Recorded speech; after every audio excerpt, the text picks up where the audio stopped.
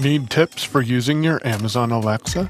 Join Lucy on All About Lady A on the second Thursday of the month for simple tricks to get the most out of your A-Lady device. Listen on the Unmute Presents podcast feed. See you there. Oh yeah, did I mention? You can also check out unmute.show for all past episodes and to get more information about what we've got going on.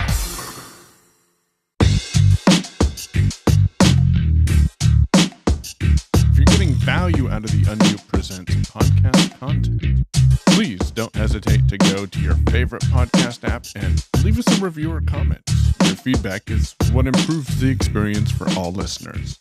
Today I'm going to walk you through the process of configuring VoiceOver for preferences to be used on a portable device. Now, the portable device that I'm using is kind of extreme. I think it's 4-terabyte. Yeah, it's a 4-terabyte external hard drive, but this is just for demonstration purposes. You definitely don't need something that big. You actually can put your portable preferences on a 2 GB thumb drive if you'd like and take them with you.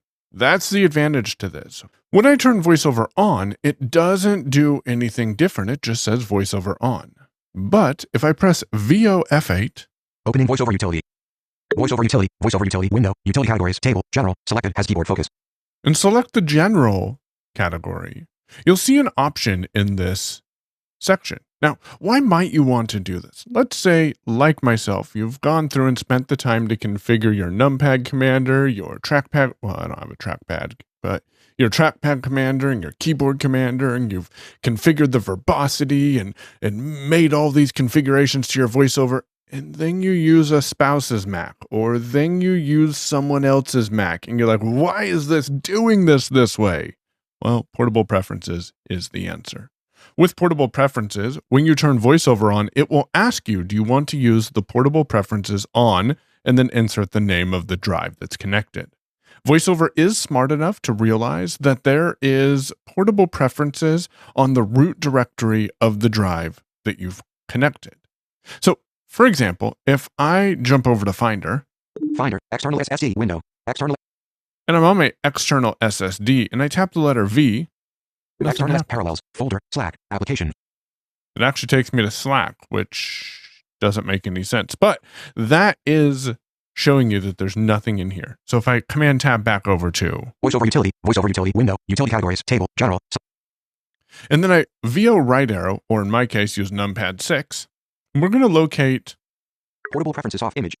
And that says portable preferences off. Let's press VO right arrow. Setup button. Set up portable preferences.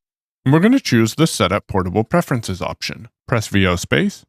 In dialog, volumes table, select an external drive. So now this is telling you select an external drive. So I'm going to tap the letter X. External SSD. And then press VO end. OK, default button. And we'll press VO space.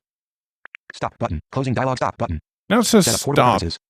And it says set up portable preferences. If we press VO right arrow, keeping your VoiceOver preferences up to date on the drive, external SSD.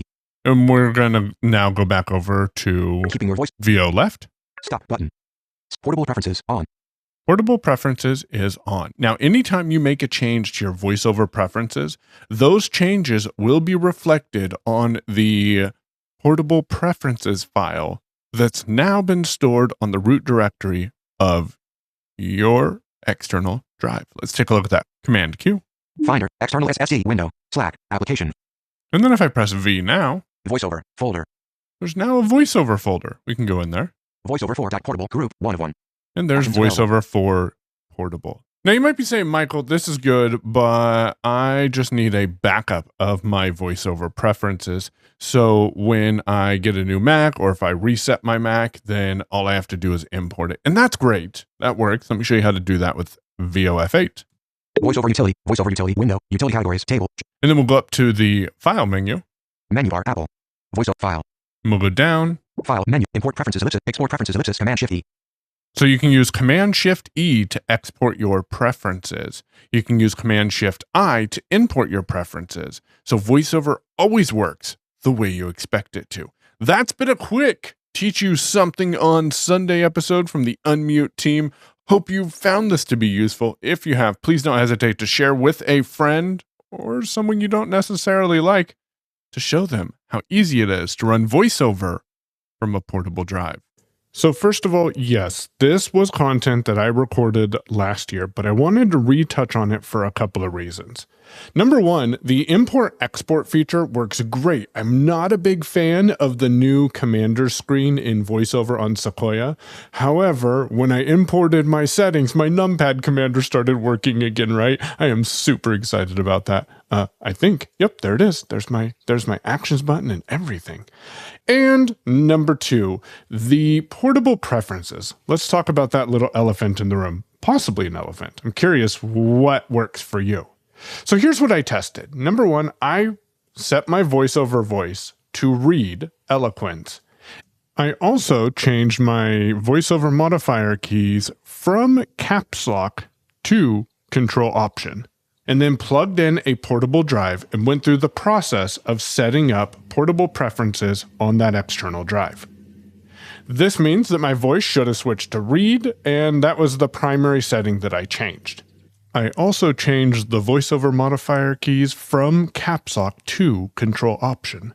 I then turned VoiceOver off and then turned VoiceOver on, and a dialog popped up asking if I'd like to use the portable preferences on the external drive. When I was presented with the dialog, I chose yes, so I assumed that the settings that my VoiceOver was set to were the settings that were written to the external drive.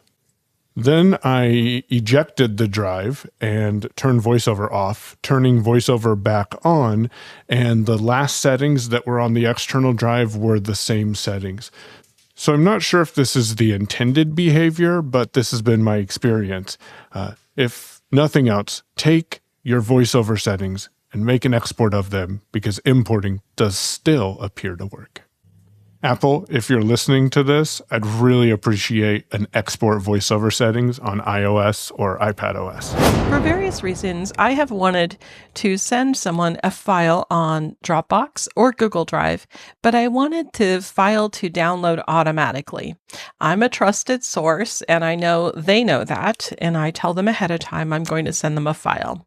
But how do I do that in a really cool and easy way? So I have a couple of really short tips for you today, and they're kind of geeky and technical, so we'll put the link or directions to one of these tips in the show notes on the website.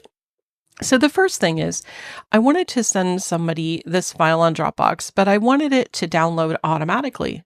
And somewhere, I can't remember where, someone told me I could substitute the 0 on the end of the Dropbox file link with a 1.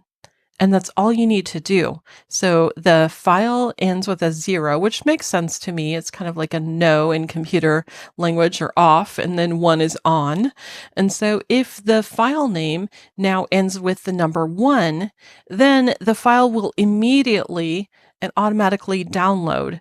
And it doesn't take you to Dropbox, which that was some of my problem, is I didn't want people to be taken to Dropbox if they didn't have it already installed. I just wanted them to have the file.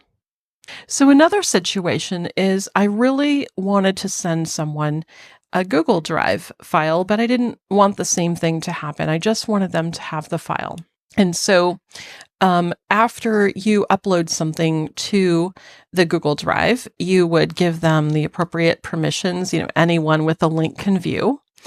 And then there's a little set of directions. You need to copy a little bit of code and insert it into this particular URL.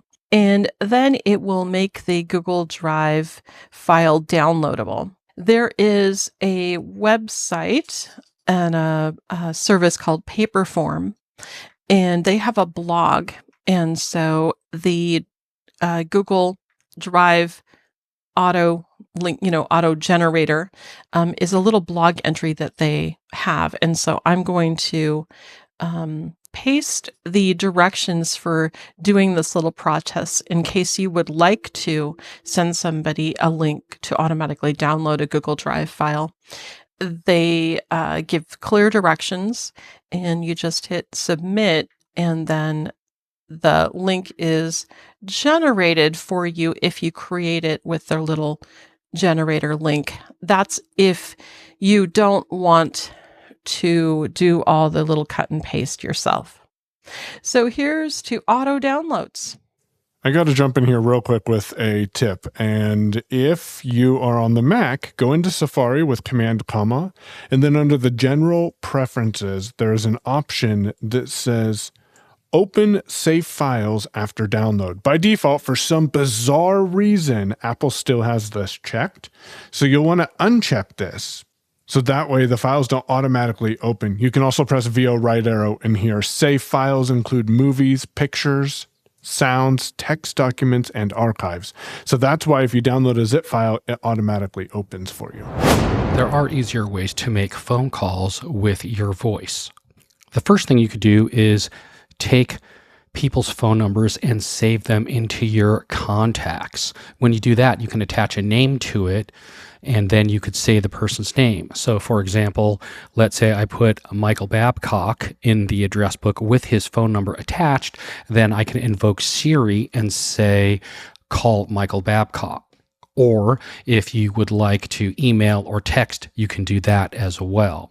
If you don't know the person, but know the phone number, or you don't have the person's information saved in your contact, you could also invoke Siri and just say, call 123-456-789, and it will then call that phone number that you say, and you can make the call that way. And then later you can go back and you can save that in your contacts with either a name or a company attached to it to make that easier for you in the future. You could also invoke Siri and look for a local business that you're looking for. For example, let's say you're looking for coffee. You find a local coffee shop that's close by that you would like to call. Once Siri gives you that information, it will ask you, would you like to call this location? You say yes, and then it will call for you. And these are some ways you can use your voice to make phone calls. Thanks to Andre Louis and his shorts collection, onj.me/shorts for the music used today.